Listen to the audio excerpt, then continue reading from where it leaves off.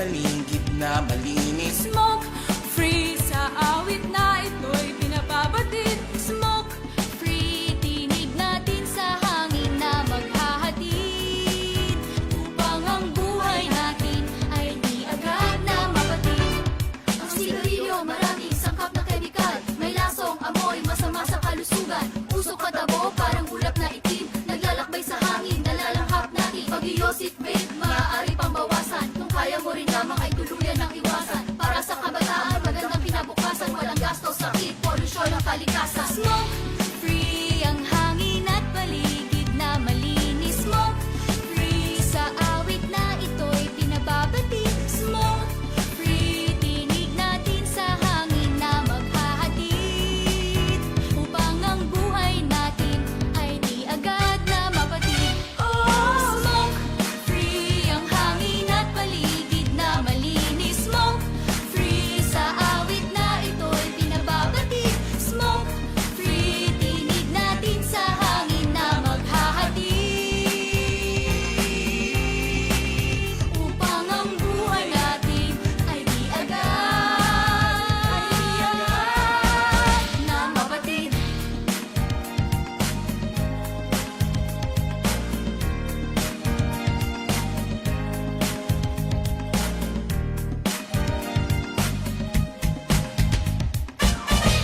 Smoke free.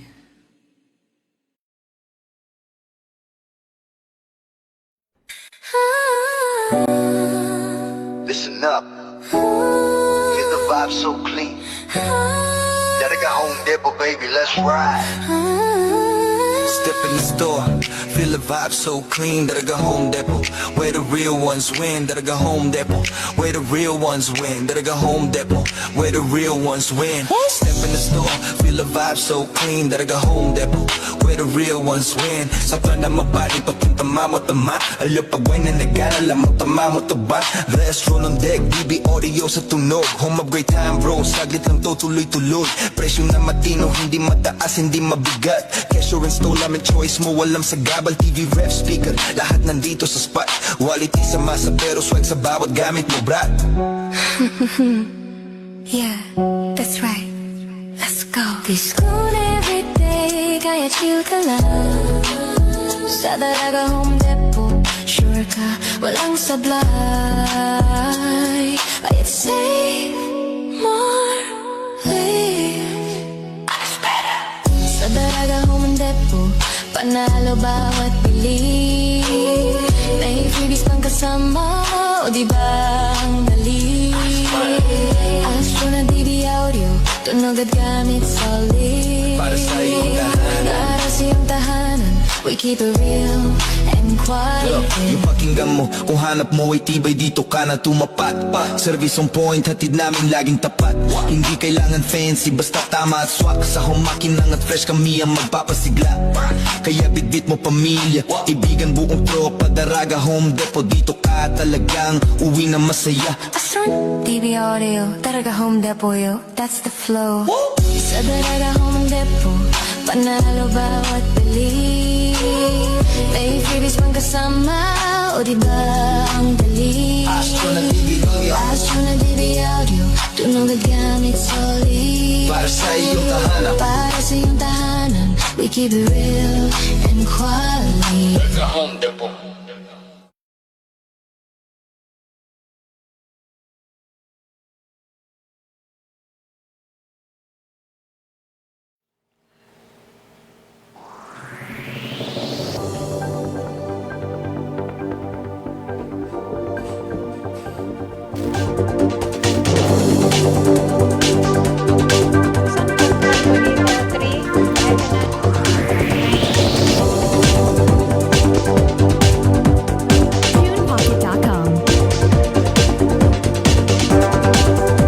Magandang tanghali po sa inyong lahat. Para sa ABN, Balitang Tanghali Alejandro Broadcasting Network, sa 30 Minutes Newscast, ngayong araw na Martes, July 21, 2026. Para sa Balitang Nasyonal, Probinsya, Sport, Showbiz at Balitang Kalusugan, dito lang po yan sa Alejandro Broadcasting Network. Para sa unang Balitang Nasyonal, inaasahang mabubunyag na sa publiko ang financial records ni Vice President Sara Duterte at asawa nitong Attorney Menezes Carpio matapos aprubahan noong Lunes ng Senate Impeachment Court ang pagpalabas ng subpoenas para sa bank records, document mula sa Anti-Money Laundering Council at Bureau of Internal Revenue. Ayon sa dokumentong binasa ni Senator Francis Escudero, nilinaw ng hukuman na ang mga record mula 2007 hanggang 2021 ay mahalaga at may kaugnayan sa kaso at hindi maituturing na fishing expedition. Ibinasura rin ang argumento ng depensa na ang mga ito ay prior term records. Gayunman, binigyan din ng korte na maaari lamang gamitin ang dokumento bilang batayan sa kasong nakaahain at hindi pa magpapasok ng panibagong impeachment ground. Hindi naman pinagbigyan ng kahilingan ng isama ang dollar accounts o foreign currency deposits dahil sa absolute secrecy na nakasaad sa Republic Act 6426. Ibinasura rin ang subpoena para sa JTC Group of Company Philippines and Corporation at Pikimong Philippines Corporation matapos makita sa mga dokumento na hindi nakaugnay ang pangalan ni Duterte at Carpio sa mga naturang kumpanya. Inatasan ng mga bangko BIR, AMLC na isumite ang dokumento sa Clerk of Court sa July 30 at 9 o'clock in the morning sa harap ng abogado ng prosekusyon at depensa.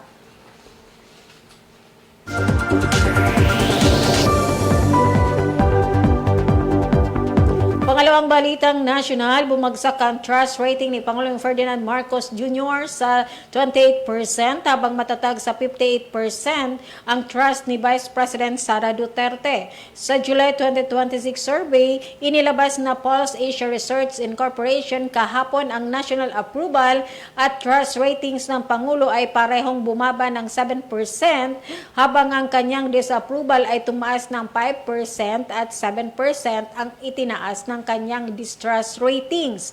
Lumitaw sa survey na ang trust ng Pangulo ay nasa 20% na lamang habang 51% ang nagsabi na wala silang tiwala sa Pangulo Nasa 21% naman ang undecided sa kanyang trustworthiness. Samantala nananatiling matatag ang trust ratings ni VP Sara na 58% habang ang kanyang distrust ay 27% at 56% approval at 29% disapproval. Ang survey ay sinagawa mula June 28 hanggang July 3 at July 6 sa pamamagitan ng face-to-face interview sa 2,400 adult Pinoy na edad ng 18 years old hanggang pataas.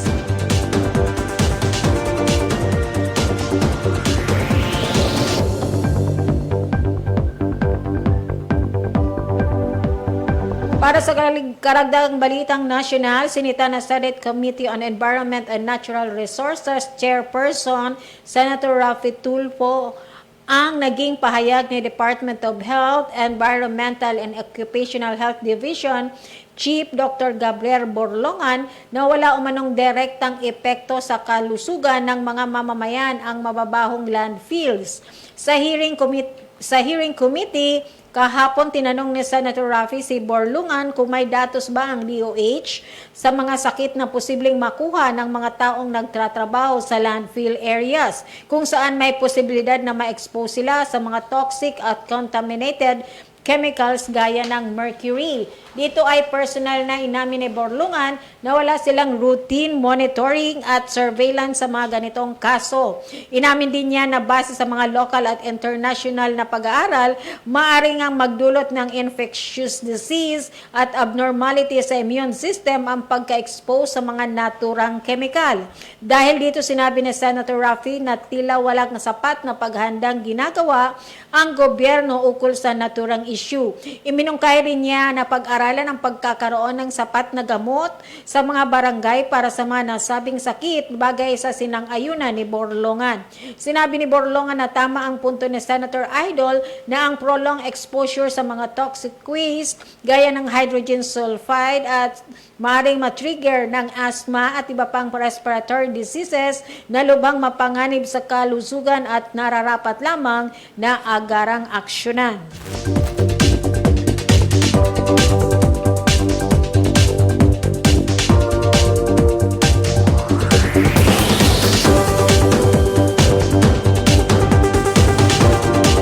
Pinagutos ni Defense Secretary Gilberto Teodoro Jr. ang pagsisiyasat sa reservist record ni Senator Robin Padilla matapos nitong aminin na sa Senado na isa siyang komunista. Sa tala ng Philippine Army, naging reservist si Padilla noong 2019 bilang huwaran umano sa kabataan at may ranggong captain. Gayunman noong nakaraang linggo sa kasagsagan ng impeachment trial ni Vice President Sara Duterte, walang pasubaling inamin ng senador na isa siyang komunista at idolo sina dating Pangulong Rodrigo Duterte at VP Sara.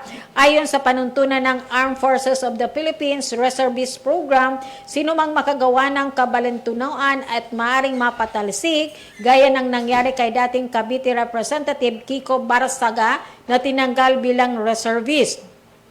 Nakatakda namang sumailalim sa proseso at investigasyon ng Philippine Army ang pag-amin ni Padilla. Samantala sa pahayag ni dating Interior Secretary Rafael Alunan, ginit nitong walang puwang sa Senado si Padilla ay dapat na patalsikin bilang senador, bukod pa sa pagsipa sa kanya bilang reservist army dahil umano'y kalaban ng Estado.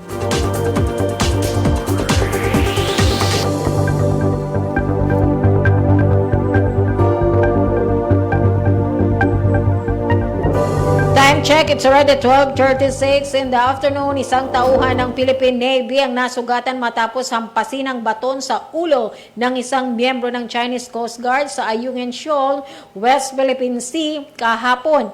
Ayon kay Colonel Xerxes Trinidad, Chief of Public Affairs Office, ng Armed Forces of the Philippines, naganap ang insidente bandang alas 9 ng umaga nang lapitan ng rigid hull inflatable boat ang China Coast Guard na may 8 sakay mula sa vessel ng CCGV 21560 ang BRP Sierra Madre na makahimpil sa Ayungin Shoal. Gayunman naging marahas ang mga tauhan ng CCGV at tinampas ng kahoy na baton ang isang Navy personnel na nagtamo ng sugat. Napinsala rin ang rubber boat ng Armed Forces of the Philippines na ginamit sa pagpapatrolya. Agad namang nilapatan ng lunas ang sugatang sundalo. Kinondena ni Trinidad ang insidente. Nananawagan ng Armed Forces of the Philippines at Department of National Defense sa People's Liberation Army, China Coast Guard at Maritime Militia na itigil ang illegal, agresibo at mapanlinglang na aksyon sa West Philippine Sea at igalang ang 2016 Arbitral Award na kumikilala sa karapatan ng Pilipinas sa ilalim ng international na batas.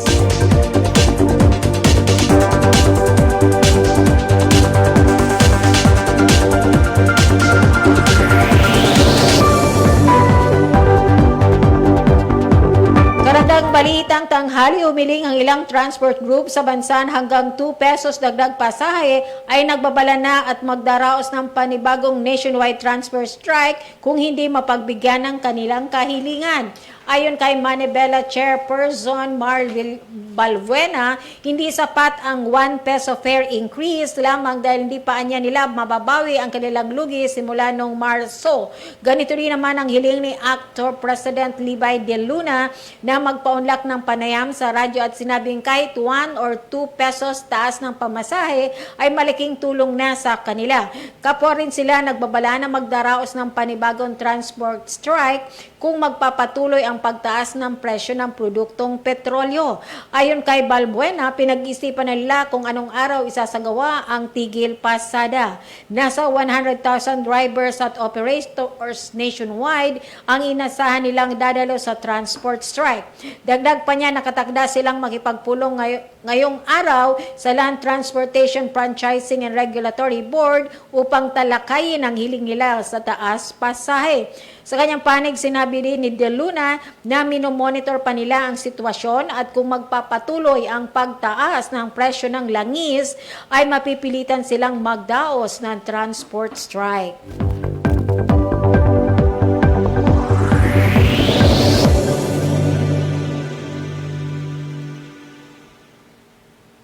Para sa karagdigang balitang probinsya,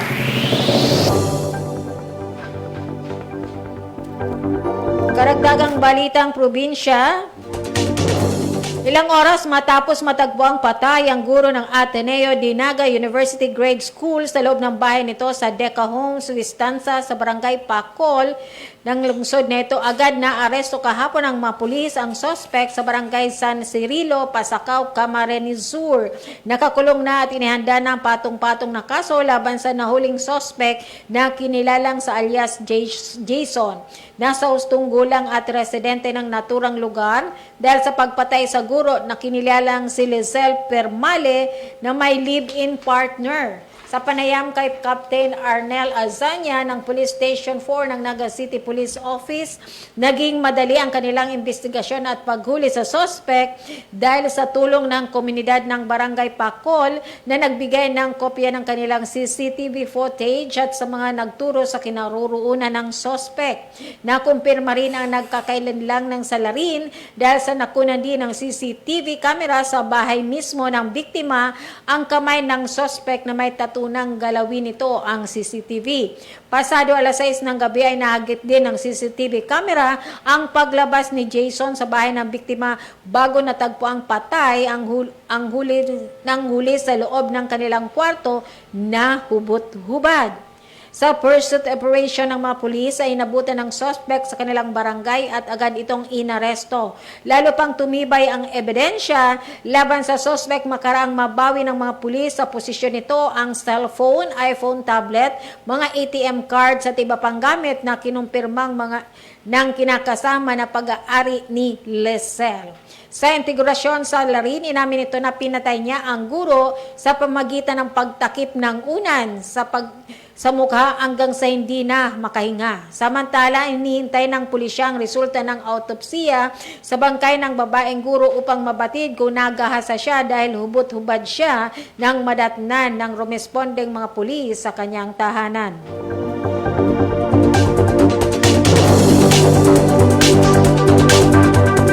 Patay ang isang 47 years old na barangay secretary na tinambangan ng riding in tandem habang naglalakad papasok sa trabaho ng Angono Rizal noong nakaraang linggo. Sa ulat, sinabi ni Angono Police Chief Lieutenant Colonel Ariel Azuri na isugod pa sa paggamutan ng biktima si Freddy Canyeba, sekretary ng barangay sa San Vicente, subalit bigong maisalbar matapos ang isirigawang surgical operation dakong hapon nitong July 19 dahil sa tinamong 2 tama ng bala sa katawan. Sa ulat, naglalakad lamang papasok ang biktima nang harangin siya at pagbabarili ng sospek na mistulang nag-aabang sa kanya sa eskinitang patungo sa barangay hall. Sa isinagawang follow-up operation sa bahagi ng Cainta, Rizal, namataan ang mga sospek sa isang slum area, inabando ng motorsiklo at nagtatakbo hanggang sa bubong ng mga kabahayanan. Patuloy pa ang pagtugi sa kanila ng pulisya.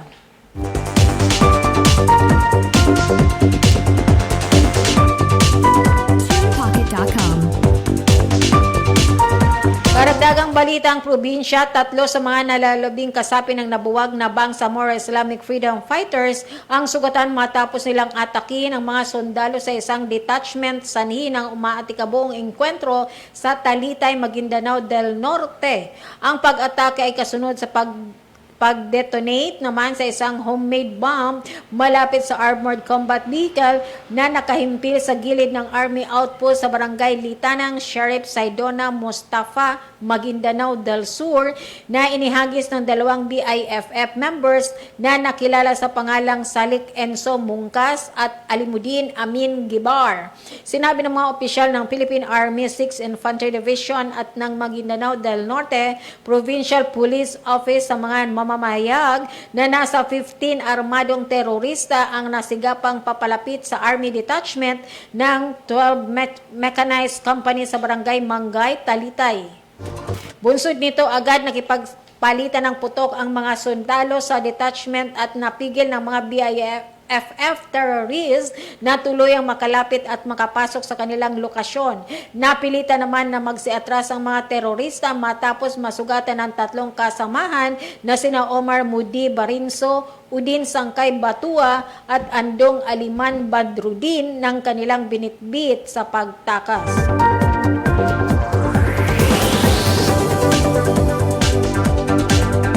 Karagdagang balitang sports, dito lang po yan sa Alejandro Broadcasting Network, Balitang Tanghali. Handang maghintay ng pagkakataon si World Boxing Organization International Super Featherweight Champion Charlie Suarez para sa kanilang rematch ni world title holder Emmanuel Navarrete ng Mexico. Nakikipag-usap na kasi ang kampo ni Navarrete na may 40-1 win-loss drawing record, tampok ang 33 knockouts kay World Boxing Council King Oshaki Foster para sa isang Unification Championship fight. Gusto ng 37 years old na si Suarez na makabawi sa 31 years old na si Navarrete na hinamon niya para sa suot nitong WBO crown noong March 19, 2025. Idineklara ng California State Athletic Commission na isang contest ang nasabing laban matapos baliktarin ang naunang hatol na unanimous technical decision win ng Mexican. Sakaling hindi kaagad mangyari ang rematch kay Navarrete, ay pwedeng labanan ng tubong sa Wata Davao del Norte si 3 Division Champion Vasily Lomachenko.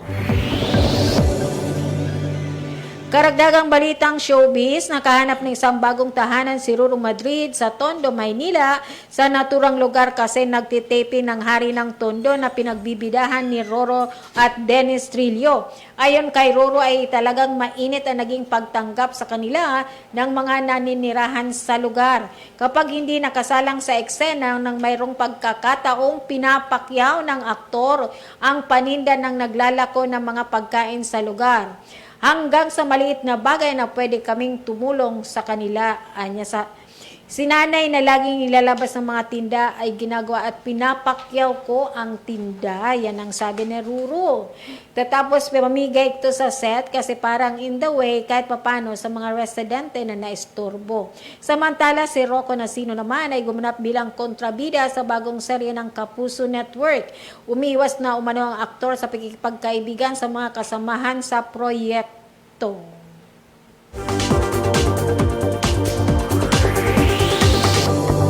Yan po ang buong balita. Dito lang po yan sa Alejandro Broadcasting Network. Time check, it's already 12:47 in the afternoon. Thank you so much. Happy listening po. Happy listening. Happy watching po pala kay Sir Daddy Joe. Good morning and happy lunchtime na po sa mga ka-ABN natin. So magsikain na po kayo. And then syempre kay Sir Henry Balean Leandilar Jr. ng PGSO, Province of Albay po, sa Provincial General Services Office. And then sa lahat po ng staff dyan po sa PGSO, syempre, sa mga Leandilar family dyan po sa Santo Domingo, Albay, sabi ni Sir Henry, marhay na udto po sa Indo. And then, sabi niya, kung murang tablet or gamot daw, contact lang po daw siya. Nag-advertise. Okay. Thank you so much po sa 4 million viewers po. And then sa lahat pong nakasama natin, dito lang po yan sa Alejandro Broadcasting Network, Balitang Tanghali. Then, don't forget to follow, like, and share Alejandro Broadcasting Network. And then, syempre, ang Balitang Tanghali. And then, maraming salamat po sa ating bossing, kay Boss G. Alejandro Alianza, ang ating manager dito sa Alejandro Broadcasting Network. And then, syempre, maraming salamat din sa ating magandang CEO ng Daraga Home Depot, kay Madam Maricel Nator. And then, syempre, nakasama po natin si Sir Jonathan. At saka, sa mga sponsors natin na nasa ating screen, thank you so much, everyone. And we're located at Washington Drive, Legazpi City.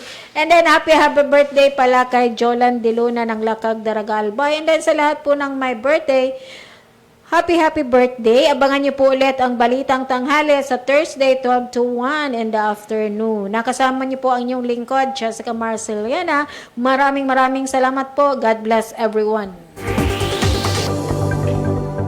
Denso Appliances, your trusted partner for home and business. Fuji Denso offers a wide selection of freezers, chillers, and refrigerators for reliable food storage solutions. Kitchen appliances for a sophisticated upgrade. Washers and dryers for clean and fresh clothes. And inverter air conditioners for cooling and energy-saving benefits. Fuji Denso is your smart choice for high-quality appliances. Build your dreams and upgrade the quality of your life with Fuji Denso. Quality above all. At Whirlpool, we believe that special moments mostly happen at home. This is why we carefully design appliances that help you take better care of your family every day. From refrigerators, microwave ovens, cooking ranges, built-in cookers, dishwashers, and more. Each Whirlpool appliance combines elegance, efficiency, and performance to bring an effortless cooking experience in the comfort of your home. Create delicious meals with ease, only with Whirlpool.